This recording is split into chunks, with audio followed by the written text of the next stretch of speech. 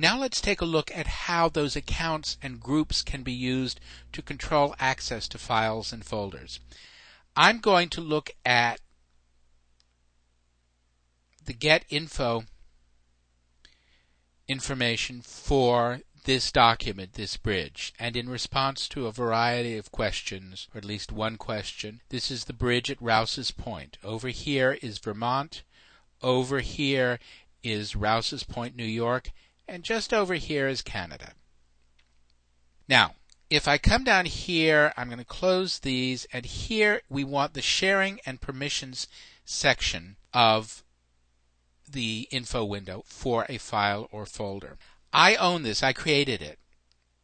And because I'm an admin, I can give my password, and now these are modifiable. So I can say that I can read and write to this file. The staff group can read,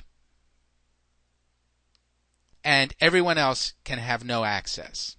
Now, if I don't want the staff group to be able to read, and this is because I'm in this group, if I don't want them to be able to read, I highlight staff and delete it. Now they have no access. If I want to add access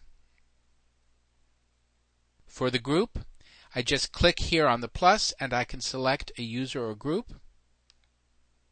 Here it is, and they can read or read and write. What happened was that the default access for a group that I'm in is read only, but if I want to add it, I can use read and write, and for no access I simply remove the person or the group. Let's go back to this dialog. You can see that I can add a person. If I have a group in my address book, I can add it from here.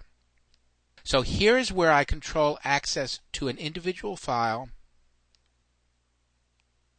or to a folder. The same principle.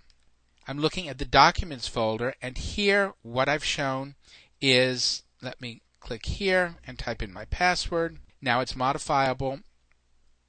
I can read and write to it. Everyone else has no access to it.